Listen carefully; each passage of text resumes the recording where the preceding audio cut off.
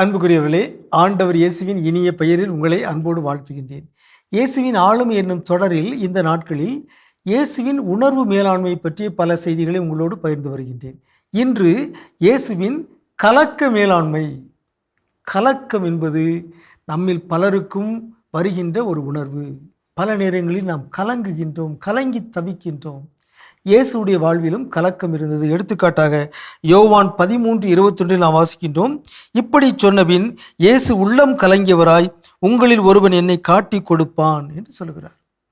ஆகவே தன்னோடு வாழ்ந்த ஒரு சீடனே தன்னை காட்டி கொடுக்க போகிறான் என்பதை இயேசு உணரும்போது அவருடைய உள்ளத்தில் கலக்கம் ஏற்பட்டது. எல்லாருடைய வாழ்விலும் கலக்கம் ஏற்படுகிறது. இந்த கலக்கத்தை நாம் எப்படி மேலாண்மை செய்ய வேண்டும்? யோவான் 12:27 யோவான் 12:27 நாம் வாசிக்கின்றோம். இப்போது என் உள்ளம் கலக்கமுற்றுள்ளது, நான் என்ன சொல்வேன்? தந்தையே, இந்த நேரத்திலிருந்து என்னை காப்பாற்றும் என்பேனா? இல்லை, இதற்காகத்தானே இந்நேரம் வரை வாழ்ந்திருக்கிறேன். தந்தையே, உம் பெயரை மாட்சிப்படுத்தும் என்றார். மிக அருமையான ஒரு பாடம். இதுதான் இயேசுவின் கலக்க மேலாண்மை. அவர் உள்ளம் கலங்கிய போது அவர் என்ன சொல்கிறார்?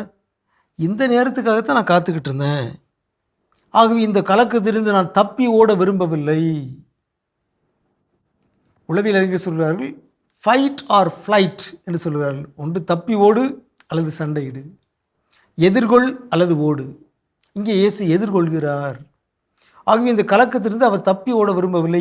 இந்த நேரத்துக்காகத்தானே நான் காத்திருந்தேன் என்று சொல்லுகிறார். அது மட்டுமல்ல, தந்தையே, உம் பெயரை மாட்சிப்படுத்தும் என்று சொல்லுகிறார். இந்த கலக்கத்தின் வழியாக, இந்த துன்பத்தின் வழியாக, இந்த சிலுவையின் வழியாக விண்ணக தந்தை மாட்சி அடையப் போகிறார் என்று இந்த கலக்கத்தையே ஒரு நேர்மறையாக இயேசு எடுத்துக்கொள்கிறார். அதுதான் இயேசுவின் சிறப்பு, அதுதான் இயேசுவின் ஆளுமை.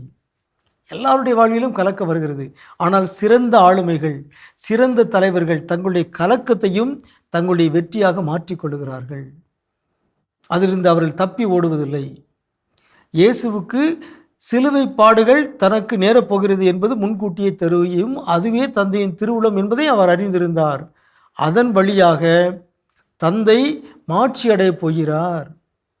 அது மட்டுமல்ல, அந்த மாட்சியில் எனக்கும் பங்கு தரப்போகிறார் என்பதையெல்லாம் இயேசு உணர்ந்திருந்தார். ஆகவே கலக்கத்திலிருந்து அவர் தப்பி ஓடவில்லை.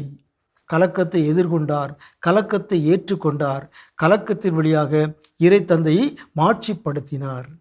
ஆகவே அன்புக்குரியவர்களே, நம்முடைய வாழ்விலும் இயேசுவைப் போல கலக்கங்கள் வரும் பொழுது நாம் கலங்கி ஓட வேண்டிய தேவையில்லை. சில நேரங்களில் நாம் ஓடலாம், வாய்ப்பு இருந்தால் கலக்கத்தை விட்டு நாம் தப்பி ஓடலாம்.